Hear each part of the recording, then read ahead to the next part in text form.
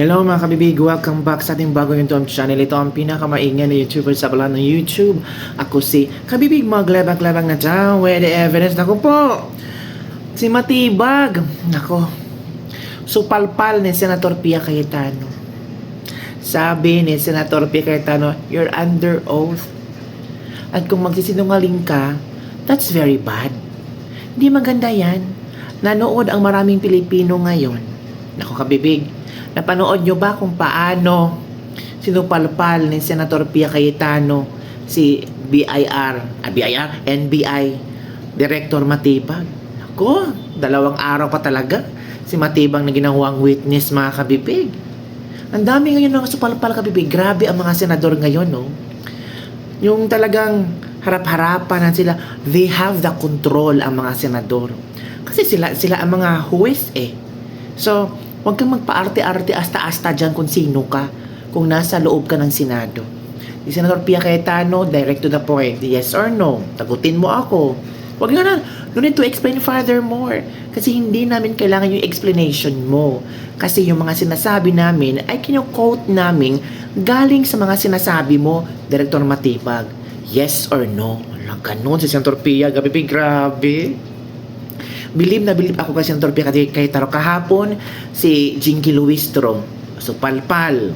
Diba?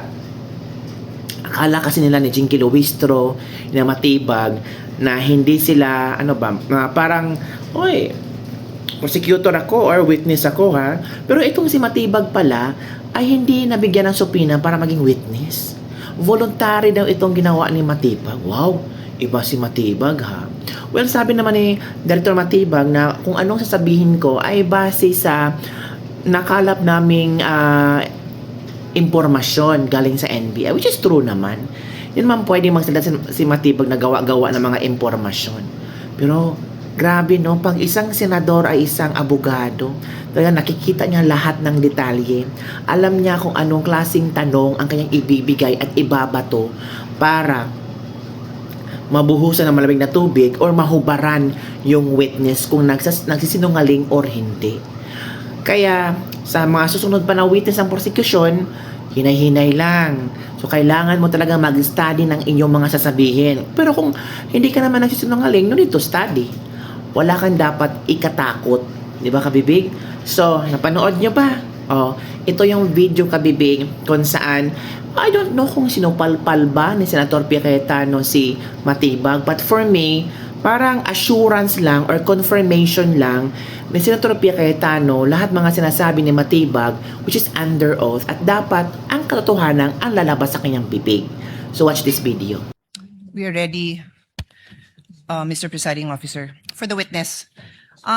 Sir, nung May 13, you're recorded as saying, katunayan, nakiusap nga po ako kay John Consulta na puntahan kami dito sa Sequoia Hotel dahil meron po kaming planning mula po pa kaninang umaga, and you went on to say nandun ka with all the deputy directors, etc. Do you confirm? Well, nakausap ko po si John Consulta. No, just confirm, sir. Did you say Yes, that I na talked nandun to- kayo sa Sequoia? Hindi, yun lang. Yung statement na Haba yun. po kasi yung statement niyo. I just pasensya need na. you to confirm, did you say that you were in Sequoia? Yes, I talked to... Thank you. To So John you are Consulta. confirming. Okay. Yes po. And then later on, dinagdag nyo, wala kami sa Senado, we are on stand down because that's the instructions. Did you also say that? Yes po. Thank you. Meanwhile, in another interview, you then said, mayroon request si GM Veloso to help them secure the area kasi napapansin nila na magulo, labas-pasok. Nagpadala kaming ilan lang na ahente, parang 4 to 6 na tao, na nag-iikot sa premises ng GIS. Hindi pumasok sa Senado. I am quoting Inquirer dated 13 May 2026. Did you say this? Yes, sa GSIS po. Okay, thank you. So, I asked now for the kind indulgence. May papa-flash lang ako. It's just a photo, dear colleagues, both parties. Paki-flash lang. So, sabi nyo nasa GSIS. You confirm na nasa GSIS yung Tama mga po. ahente mo.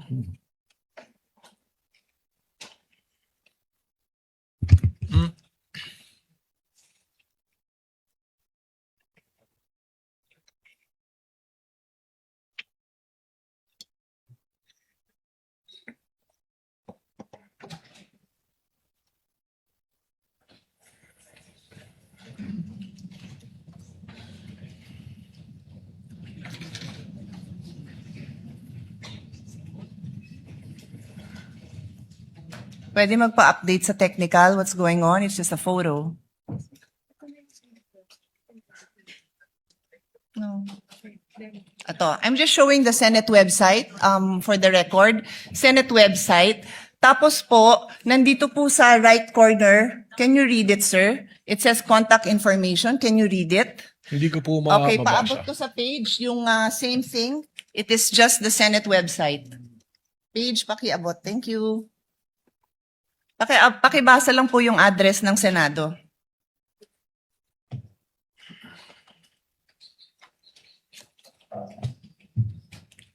Contact information, GSIS Building, JW Jokno Building, Pasay City, 1300 Metro Manila, 632-8552. Okay na po yung phone number, no need.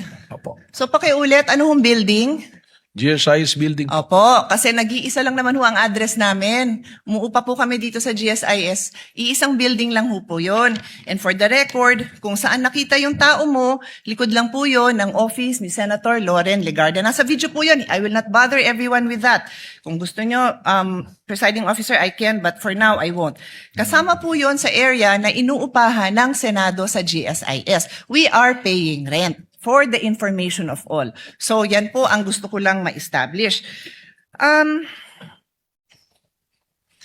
It seems kasi po na you swore an oath, no, to tell the truth, the whole truth, and nothing but the truth. Is that correct? Yes po. Thank you very much. So, sa kaalaman po ng ating mga nanunood at masigasig na taga-subaybay ng mga kababayan natin, Rule 133 on the weight and sufficiency of evidence. Sabi sa Section 1, preponderance of evidence, in determining where the preponderance or superior weight of evidence on the issues involved lies, the court may consider all the facts and circumstances of the case, the witness's manner of testifying, their intelligence, and also their personal credibility. Furthermore, in Section 11 of Rule 132, a witness may be impeached by evidence that his or her general reputation for truth, honesty, or integrity is bad. So, nagring na yung bell. I will be loyal. I will follow this na lang. Pero may record pa sana akong papakita. If the body wants, I will show the video na sinabi din po ni NBI Director in interview, wala pong nasaktan, wala pong nangbugbog. But we have a video. Alam po ng lahat ng mga kasamahan natin na yung OSAA, yung aming pong personnel, binugbog. May video po tayo niyan. I leave it to the body. I leave it to the presiding officer if we want to take up the time of this court to show that. Yun lang po. Maraming salamat. Thank you, Senator Judge Pia Cayetano. So yun na kabibig ang ating libak-libak for today. Ito naman ang komento ng ating mga netizen. This is it. Yan ang gusto namin kay Senator Pia Cayetano palaban. Hawak ni Senator Pia Cayetano ang Senado. Of course, lahat naman ng Senator Judges, hawak nila ang Senado ngayon. 'Di ba? Sila yung Senator Judges eh. May karapatan silang magtanong, which is related din naman sa impeachment mga kabibig. Ito pa, wala na si Matibag, natitibag na. Wala, ganyan mga kabibig. Nako, namumutla na si Matibag kay Senator Pia. Akala niya ay ito si Senator Pia ay talagang grabe, banat kang banat si Senator Pia. Ang chika-chika pa kabibig, meron daw another senador na makukulong. Hala, ano to, tanim kaso? Nako po, maghintay tayo kabibig sa mga latest updates kung ano ang mangyayari at kung sino daw di umano ang susunod na senador na makukulong. Ang magkapatid na Cayetano kaya? Hala, grabe. Bye everyone, see you next time.